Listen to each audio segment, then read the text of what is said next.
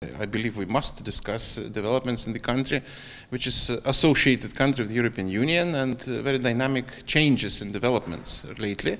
Clarity, not sufficient clarity, I would say.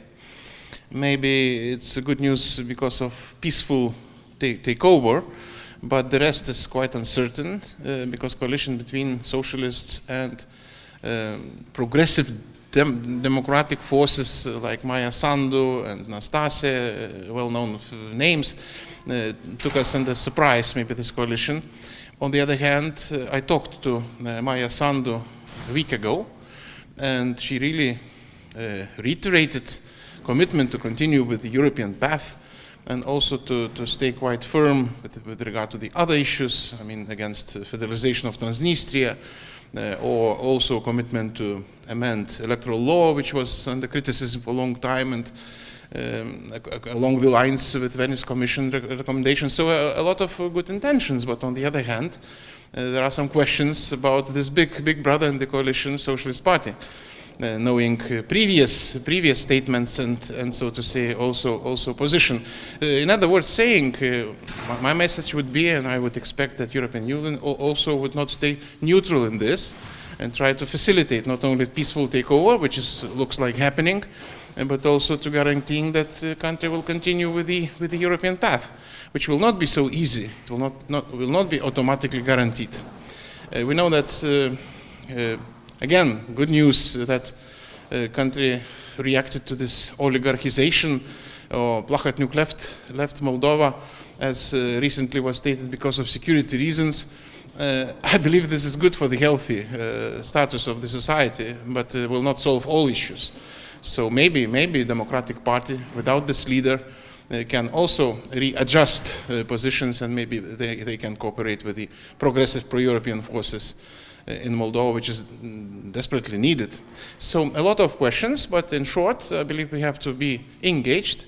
Also, we have to coordinate with the United States. They played a very important role in the settling this peaceful process in the country. I also talked to the officials in State Department about that recently. I believe we have to continue in the same spirit, and only in coordination we can make some influence to the events which will happen definitely and will be projected by Moldovan forces, not from outside, but we really can facilitate this European dimension, which I believe it's our duty. You mentioned Mr. Plahotniuc. Do you have any indication where he is, and what do you think should happen with him?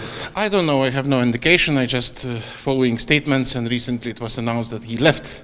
Initially it was announced that he left for family affairs. Now it was announced that he left because of security. So where he is, what are the reasons, I don't know. But if he would leave Moldovan politics, that would be really not bad. You mentioned that you've talked with the US State Department, yes. But of course there's also another player here that for the moment is on the EU side as well, and that's Russia. Yes. Quite unusual that Yes. EU, United States and Russia agree on something. Do you think this is perhaps a future way of doing business, or is this a one-off? It depends. It's if appropriate, maybe sometimes it could coincide, but we should be very careful, because I suspect that future vision of Russia could be a bit different than our vision, or the vision of current Prime Minister, or this pro-European orientation. It's not always the same, as we know. So why I'm saying that we also should facilitate, where appropriate, the process, not to leave to others to orchestrate, and that would be also the reason. So you're quite right, Russia is a player, and so far they also welcoming this new formation, new coalition. Really, I have some doubts about this ultimate goal of Russia's expectations, but where appropriate, maybe we can really facilitate at least peaceful taking over, which is already done. But the rest, it depends on Moldovan forces and definitely on our stance as well. Of course, we know that the European Commission, since a year now, has frozen its microfinancial assistance to Moldova.